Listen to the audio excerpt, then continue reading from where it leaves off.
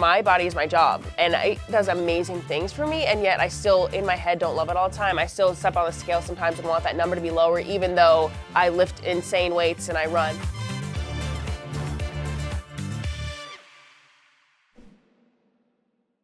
Welcome into another edition of In-House. This is the show where we delve into the lives on and off the field of the stars of HSBC Sevens. We're not mucking around this week. Ilona Maher in the house. How are you? I'm great. Happy to be here. Awesome to have you. I've been so excited to have this chat. It's funny because I'm sure everyone feels like they know you. We see you on the socials. You're such almost an open book, but there's such a kaleidoscope of people and bodies, and like you've got a Nicole Haviland who's smaller and but muscular, and then like you or a Maddie Levi, you're taller players, and and how important to see what rugby has all those shapes and sizes. Yes. Yeah.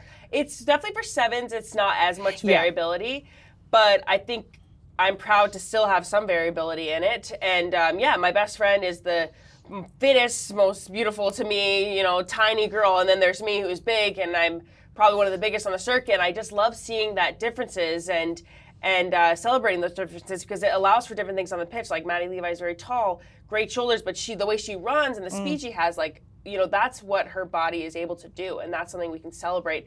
Nicole is tiny, but the way she can get down and post these balls and do all these things. So it's like to celebrate the differences, because our bodies can really do so many amazing things. Body positivity. So was that the sort of stuff that you really wanted and hoped would resonate people? Is that the stuff that resonates the most? Yeah, I think that's the stuff is people really love that. Like I just did a video recently on cellulite, and I think I'm now the cellulite girl on TikTok, which is fine, because I think my thing isn't really body positivity. I like to say body appreciation, because as a female athlete my body is my job, and it does amazing things for me, and yet I still, in my head, don't love it all the time. I still step on the scale sometimes and want that number to be lower, even though I lift insane weights and I run. So for me, it's about knowing you're not gonna love your body all the time, but being very appreciative of what it can do, because I think we grow up thinking that our bodies are just there to be judged and looked at, and not fully taking in what it's actually capable of. And for me, rugby showed me exactly what my body's capable of. Speaking of 15s, then, would you have designs on USA Rugby World Cup 25 next year?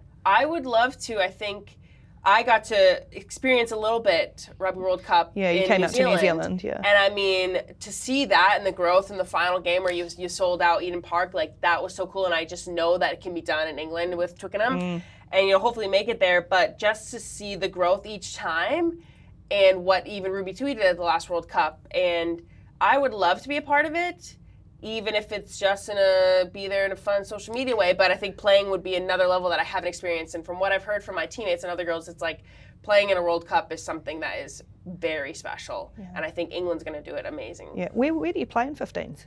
What position? They put me at the wing, but I think that's more because they just wanted me on the field. And we're like, just throw it here. I'm like, okay. I would love to. I was always a center throughout college. And then would love to try a little back row, maybe like Sophie D. Good, though I would never want to go against her. No. That'd be scary. But I would love to see if there's a movement for me anywhere. But honestly, I'd try a lot. Yeah. I remember seeing your team walk off the field in Tokyo after being beat in the quarters, wasn't it? And just like that, the utter shock and devastation. It was like shell shock almost. Does that still sit with you in going into this one, or have you been able to kind of put that away and think really freshly about what's ahead?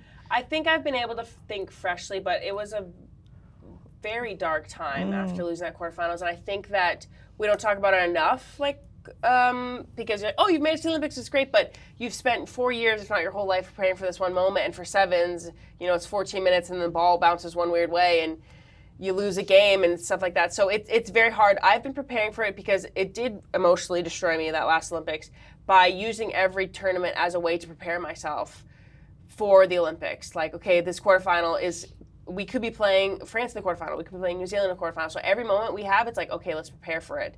And let's treat it like that and such. So when we get to Paris, it's not like fresh and I'm as kind of distraught and not focused as I was. Well, look, you're pretty damn good. You're a pretty good rugby player. You're only the third funniest Master sister, though.